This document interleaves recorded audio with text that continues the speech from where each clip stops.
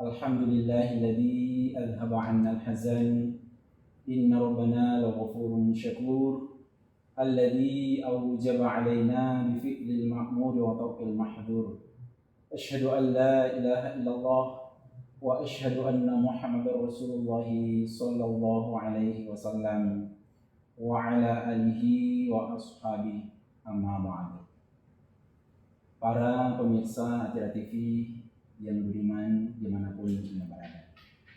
Pertama-tama, tak lupa saya memanjatkan puji syukur kepada Allah Subhanahu wa Ta'ala atas semua nikmat yang Allah curahkan kepada kita sekalian, berupa nikmat kesehatan, nikmat kekuatan, nikmat umur yang panjang, sehingga sampai saat ini kita masih bisa hidup di dunia ini dalam rangka melaksanakan tugas kita, kewajiban kita yang utama, yaitu untuk menyembah kepada Allah Subhanahu wa Ta'ala. Yang mana bila kita ingin menghitung nikmat Allah satu persatu, maka sebagai manusia kita tidak akan mampu. Allah berfirman, wa in ta'uddu ni'matallahi la tuhsuha. Seandainya kalian menghitung nikmat Allah, maka kalian tidak akan bisa. Kita tidak diberikan kewajiban untuk menghitung nikmat Allah, tapi kewajiban kita adalah untuk mensyukuri semua pemberian Allah. Olehnya itu, atas semua nikmat yang Allah berikan, tak lupa kita syukuri dengan membaca kalimat syukur. Alhamdulillahirabbil alamin.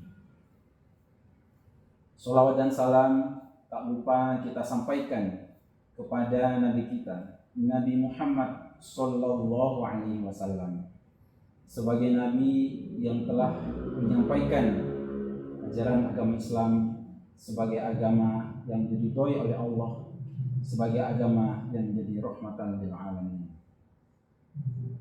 Hadirin para pemirsa Atira TV yang menyaksikan tayangan ini dimanapun Anda berada. Sebagai manusia, tugas kita, keberadaan kita sebagai manusia yang hidup di dunia ini tentu tidak lain dan tidak bukan mengemban suatu amanah yang besar. Sebelum Nabi Adam alaihissalam Allah tempatkan di muka bumi, awalnya beliau dan istrinya, yaitu Ibu Hawa, telah hidup, telah tinggal di dalam surganya Allah.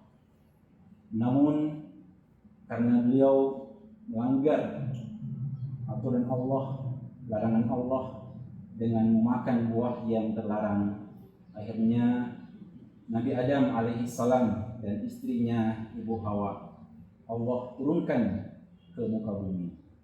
Tujuannya adalah Allah ingin menguji, ingin mencoba kepada Nabi Adam dan istrinya dan semua anak turun Adam, apakah bisa beribadah kepada Allah, sehingga pada akhirnya nanti bisa kembali ke tempat kita yang semula, yaitu masuk ke dalam surganya Allah dan terhindar dari siksaan api neraka.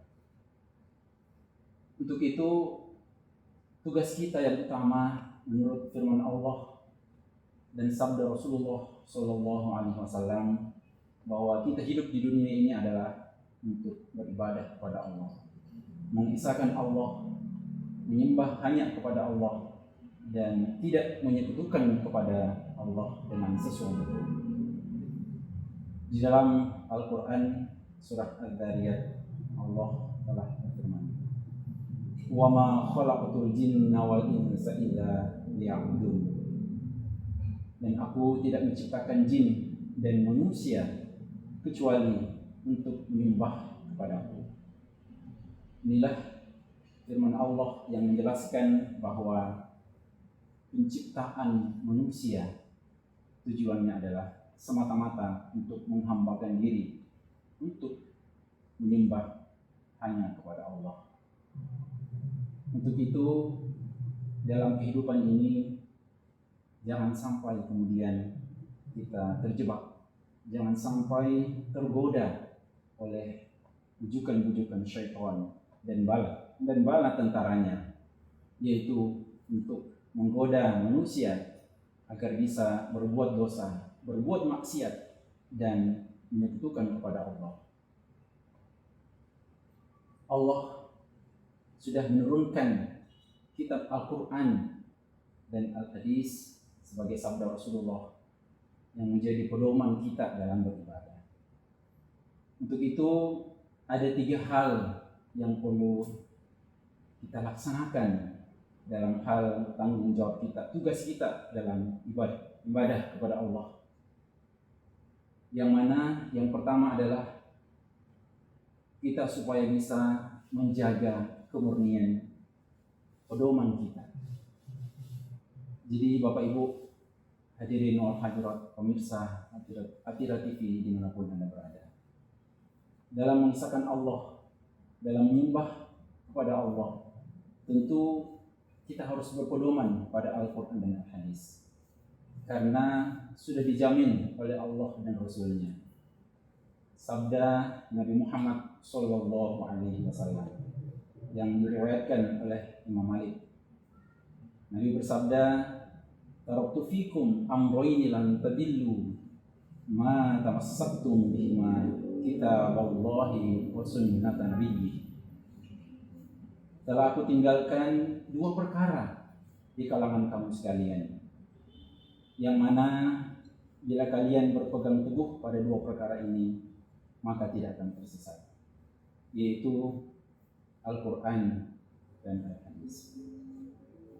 Allah berfirman, "Wa anna hadza sirati mustaqiman fattabi'uhu wa la tattabi'us subul fatafarraqu bikum an sabili." Dan ini Al-Quran adalah jalanku yang lurus, maka ikutilah Al-Quran dan janganlah mengikuti beberapa jalan selain Al-Quran. Jadi yang pertama dalam mengesahkan kepada Allah, kita harus bisa berpedoman pada Al-Quran dan Hadis yang sudah dijamin kebenaran Allah. Yang kedua yang perlu kita pahami bahwa dalam menyembah kepada Allah, kita supaya bisa memurnikan niat kita. Apa sebenarnya niat yang kita tanamkan di dalam diri kita, di dalam hati kita, dalam beribadah, dalam menyembah kepada Allah? Tidak lain dan tidak bukan, niatnya adalah semata-mata mengharapkan wajahnya Allah.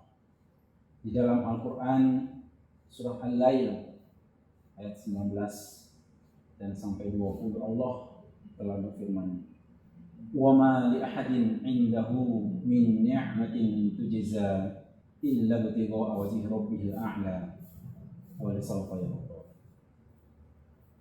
Bahwa seseorang tidaklah dibalas kecuali dalam ibadahnya kepada Allah, semata-mata mengharapkan wajahnya Allah, mengharapkan balasan hanya dari Allah Subhanahu wa ta'ala. Jangan sampai Bapak Ibu sekalian yang kami hormati, ada niatan-niatan lain yang ada di dalam hati kita, yang terbersit di dalam hati kita, karena itu adalah sesuatu yang kemudian merusak pada amalan kita dan bahkan dikategorikan sebagai perbuatan syirik atau perbuatan menyekutukan kepada Allah. Nabi Muhammad SAW pernah bersabda mengingatkan kepada umatnya bahwa beliau sangat khawatir, beliau sangat takut ketika umatnya melakukan perbuatan syirik. Nabi bersabda, "Inna akhwafa ma atakhawwafu ala ummati al-isyraku billah. Ama inni lastu aqulu ya'buduna syamsan wala qamaran wala watanan, walakin a'malan li ghairillahi wa syahwatan khafiyyah." Ingatlah, sesungguhnya apa-apa yang aku khawatirkan terhadap umatku adalah berbuat syirik, perbuatan syirik. Ingatlah, sesungguhnya aku tidak mengatakan bahwa mereka umatku menyembah pada matahari, menyembah pada bulan, atau menyembah kepada berhala. Tetapi yang aku khawatirkan adalah amalan yang tidak karena Allah dan keinginan yang tersembunyi atau keinginan yang sama. Jangan sampai ada niat kita beribadah hanya untuk mendapatkan pujian, mendapatkan sanjungan, mendapatkan apresiasi, mendapatkan pujian dari manusia. Itu jangan sampai. Karena kalau kita melakukan hal tersebut, akan lebur amalan yang telah kita kerjakan. Allah berfirman, "La in asyrakta la yahbatunna 'amaluka wa la takunanna minal khasirin." Wahai Muhammad, niscaya jika engkau berbuat syirik, maka akan lebur sungguh amalanmu dan engkau akan menjadi orang-orang yang merugi. Untuk itu, masalah menjaga niat adalah hal yang sangat penting. Dikisahkan di hari kiamat nanti ada 3 golongan orang-orang yang di dunia dikenal sebagai ahli ibadah, tapi ternyata di akhirat mereka bertiga tidak mendapatkan apa-apa, bahkan digiring masuk ke dalam neraka. Yang pertama adalah orang yang ahli ilmu, orang yang alim, orang yang faqih dalam urusan ilmu agama. Yang kedua adalah orang yang ahli jihad, ahli membela agama Allah. Dan yang ketiga adalah orang yang dermawan, ahli sedekah.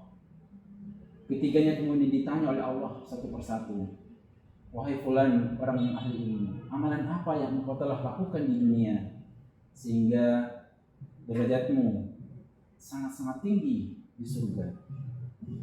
Kemudian si fulan menjawab, "Ya Allah, dulu di dunia saya mencari ilmu tujuannya hanyalah untuk mendapatkan keridhaan engkau, ingin mendapatkan pahala dari engkau." Kemudian Allah menjawab, "Dusta engkau. Adanya engkau mencari ilmu agama tujuannya ingin dikatakan sebagai orang yang alim, orang yang pandai, orang yang pintar dalam ilmu agama. Akhirnya orang tersebut diperintah, malaikat memerintah kepada malaikat untuk menggiringnya masuk ke dalam neraka. Demikian halnya orang yang kedua, yaitu orang yang ahli sedekah, memiliki harta yang diinfakkan, disedekahkan dalam sabilillah, membantu fakir miskin, tapi nyatanya orang tersebut niatnya adalah niat yang keliru. Niatnya adalah untuk mendapatkan sanjungan, mendapatkan pujian bahwa ia adalah orang yang dermawan. Akhirnya si fulan digiring pula masuk ke dalam neraka. Sama halnya orang yang ketiga, yaitu orang yang berjihad dalam sabilillah, pun demikian halnya, ternyata ia salah niat dalam beribadah. Niatnya adalah ingin dikatakan sebagai orang yang pemberani, berjuang di garis terdepan dalam membela agama Allah, membela Islam.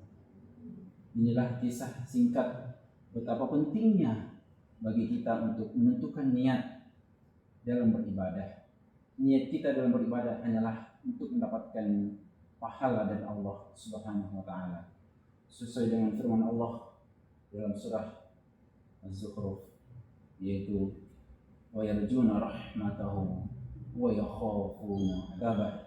Mereka mengharapkan rahmatnya Allah berupa surganya Allah dan takut pada siksanya Allah. Sesuai dengan doa Nabi Muhammad sallallahu alaihi wasallam, Allahumma inni as'aluka ridhaka wal jannah wa a'udzubika min sakhatika wan nar. Ya Allah, aku minta kepada Engkau, minta ridhamu dan surga Engkau ya Allah, dan aku berlindung kepada Engkau dari murka dan neraka Engkau ya Allah. Hadirin wal hadirat, para pemirsa Ajadah TV dimanapun Anda menyaksikan tayangan ini. Demikianlah sekilas nasihat agama yang dapat kami sampaikan tentang bagaimana kita menjaga kemurnian ibadah, kemurnian pedoman kita, kemurnian niat kita dalam beribadah, dalam mengesahkan kepada Allah. Tujuannya adalah semata-mata agar ibadah yang kita laksanakan bisa diterima di sisi Allah dan kita bisa kembali ke desa akhirat, ke kampung akhirat, itu bisa masuk ke dalam surganya Allah dan selamat dari siksaan api neraka Allah. Dalam penyampaian apabila ada kata-kata yang kurang berkenan, mohon maaf yang sebesar-besarnya. Akhirul kalam, wassalamualaikum warahmatullahi wabarakatuh.